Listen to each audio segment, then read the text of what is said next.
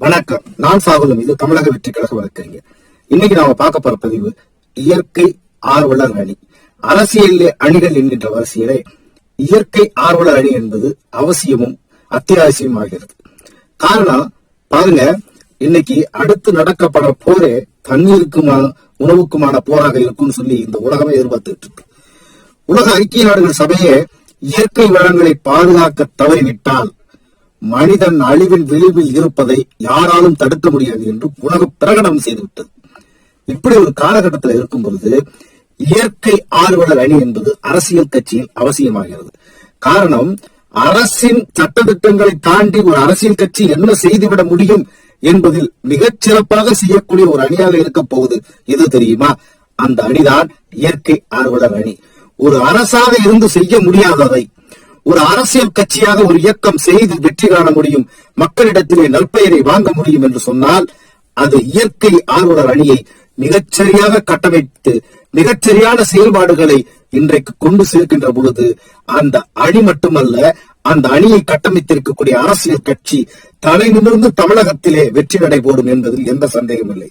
காரணம், 3 முக்கிய காரணங்கள் இருக்கிறது. அரசாங்க சில விஷயங்களை சட்டம் போட்டு தடுக்க முடியாது. சட்டம் என்பதே அதை மீறும் மனப்பான்மை மக்களுக்கு தரும் என சட்ட அறிஞர் அண்ணல் அம்பேத்கர் சட்ட வரையறையிலே, சட்ட கருத்துறையிலே, சட்ட புத்தகத்திலே, அரசியலமைப்பு சட்டத்திலே குறிப்பிட்டிருக்கிறார். அப்படி இருக்கும் பொழுது சில விஷயங்களை சட்டத்தின் வாயிலாக, அதிகாரத்தின் வாயிலாக சொல்வதை விட நடைமுறை பழக்க வழக்கத்தின் வாயிலாக, செயல்பாட்டு வாயிலாக, மக்களை நேரடியாக தொடர்புபடுத்தி விழிப்புணர்ச்சியை ஏற்படுத்துவதன் வாயிலாக, அபாயங்களை உணரச் செய்வதன் வாயிலாக ஏற்படுத்த முடியும். அத்தகைய விஷயத்தை செய்யக்கூடிய ஆர்வலர்களை ஒருங்கிணைத்து ஒன்றிணைத்து ஒரு அணியை கட்டமைக்கின்ற பொழுது ஒரு அரசியல் கட்சி வலிமை பெறுவதோடு, அந்த அரசியல் கட்சி எடுக்கக்கூடிய முயற்சிகள் வெற்றி பெறுவதோடு நாட்டு மக்களுக்கும் நாட்டின் எதிர்கால சந்தைக்கும் நலமான ஒரு விஷயமாக அமையும் என்கின்ற பொழுது அதில் நிச்சயம் கவனம் செலுத்த வேண்டிய ஒரு கட்டாய அணியாக இருக்கிறது. பாருங்க, இந்த இயற்கை ஆர்வலர் அணி என்பது ஒரு மலையை உருவாக்குவதற்கு நிச்சயம் ஒரு மனிதனால் முடியாது.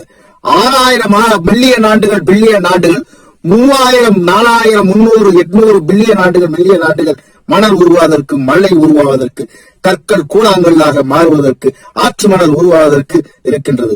ஆனால் அரை மணி நேரத்திலே 1 மணி நேரத்திலே அடித்து துகள்களாக்கி அல்லது மணலை எள்ளி விற்று காசாக்கி விடுகிறோம்.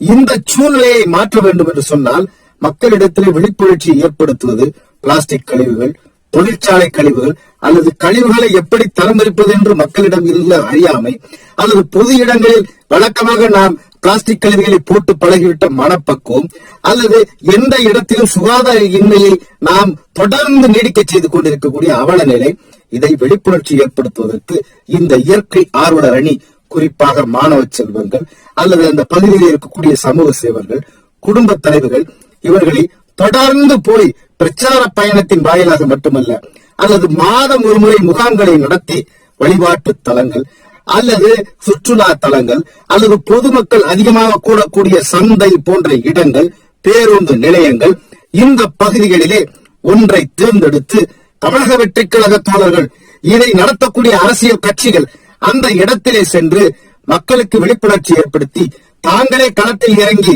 கழிவுகளை எடுத்து அந்த பிளாஸ்டிக் கழிவுகளால் ஏற்படக்கூடிய அபாயங்களை சொல்லி குறு நாடகங்கள் நடத்தி அல்லது தெருக்கூத்துகளை நடத்தி அல்லது பிரச்சார மேடைகளை அமைத்து சொல்லி நாட்டின் நலன் கருதி செயல்படுகின்ற பொழுது அரசியல் பிரச்சாரங்களை தாண்டி மிகப்பெரிய விழிப்புணர்வு பிரச்சாரங்களாக அல்லது அட்டென்ஷன் சீக்கிங் என சொல்லக்கூடிய உங்களை நோக்கி ஈர்க்கக்கூடிய ஒரு சக்தி படைத்த வல்லமை மிக்க அணியாக இந்த இயற்கை ஆர்வலர் அணி என்பது இருக்கின்றது. பிறப்புக்கும் எல்லா உயிர்க்கும் என்பது தமிழக வெற்றி கழகத்தின் தாரக மந்திரம். அவ்வாறு பிறப்புக்கும் எல்லா உயிர்க்கும் என்கிற தமிழக வெற்றி கழகத்தின் தாரக மந்திரத்தினுடைய அடிப்படை சொல்லே இந்த இயற்கை ஆர்வலர் அணியை கட்டமைப்பதுதான் இருக்கிறது என்பதில் எந்த ஒரு மாற்று கருத்தும் இல்லை, எனக்கு எந்த ஒரு சந்தேகமும் இல்லை. காரணம், இந்த நெகிழி போன்ற பிளாஸ்டிக்கால் நுண்ணுயிர்கள் பாதிப்பு அடைவதால் மண்புழு போன்ற நுண்ணியல் குணங்கள் பாதிக்கப்பட்டு இந்த மண் வளமை கெட்டு போகிறது. இதை தாண்டி இந்த தொழிற்சாலை கழிவுகள், நச்சு புகைகளால், இந்த வாகனங்கள் ஏற்படுத்தக்கூடிய நச்சு புகைகள், இவைகள் அனைத்துமே நம்முடைய சுவாச கோளாறுகளுக்கும் அல்லது இந்த சமூக சீர்கட்டுக்கும், நாளை கடல் கொந்தளித்து அனலாக ஆவதற்கும், இயற்கை பெரும் சீற்றங்களுக்கும், பெருவெள்ள மலைகளுக்கும் அல்லது மிகப்பெரிய வறட்சிக்கும், உயரும் வெப்பநிலை மாற்றங்களுக்கும் அடிப்படை காரணமாக இருக்கிறது என்பதை யாராலும் மறுக்கவோ மறைக்கவோ முடியாது.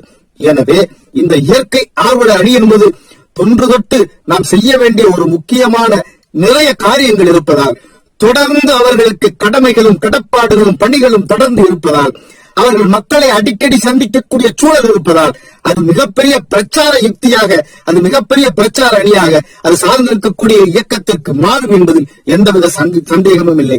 யார் ஒருவர் மக்கள் நலனில் அக்கறை கொள்கிறார்களோ அல்லது மக்களுடைய கவனத்தை ஈர்க்கக்கூடிய செயல்களை தொடர்ந்து செய்யக்கூடிய ஒரு பணியை செய்கிறார்களோ, அல்லது அரசியல் லாபம் கருதாமல் அரசியல் உறவுவாதிகள் ஒருவரை ஒருவர் திட்டி அரசியல் பண்ணுவதை போன்று அல்லாமல், அரசியல் வியாதிகளை போன்று அரசியல்வாதிகளாக நாம் இல்லாமல், அரசியல் வியாதிகள் செய்வதைப் போல ஒருவரை ஒருவர் மனமாச்சரியங்களை பேசி, ஊழலை பேசி, லஞ்ச லாவண்யங்களை பேசி இருப்பதை விட, நாட்டை காப்பதற்கான வழிமுறையை சொல்லி, உங்கள் வீட்டிலிருந்து அதை தொடங்க வேண்டும் என்பதை சொல்லி, மாணவர் பருவத்திலேயே அந்த அறிவை எடுத்துச் சொல்லி, பொது இடங்களிலே பிரச்சாரம் செய்கின்ற பொழுது, தொடர்ந்து செயல்படுகின்ற பொழுது, இதில் உண்மையான ஆர்வமும் செயல் திட்டம் கொண்ட கட்சி சாராதவர்களையும் உள்ளே இணைத்துக் கொண்டு செயல்படுகின்ற பொழுது இந்த அணி வலுப்பெறும், வலிமை பெறும்.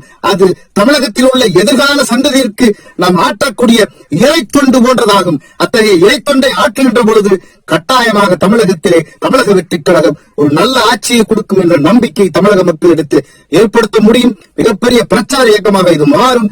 அவ்வாறு மாறுகின்ற பொழுது தமிழக வெற்றிக் கழகம் 2026 தளபதி தலைமையில ஆட்சி என்கின்ற காட்சி மாறும். தளபதி இலக்கு 2 கோடி உறுப்பினர் சேர்க்கை, அதை 3 கோடி உறுப்பினர் சேர்க்கையாக சேர்த்து தமிழக வெற்றிக் கழகத்தையும் தளபதியும் அரியணையேற்றுவதற்கு கூறி விடைபெறுகிறேன்.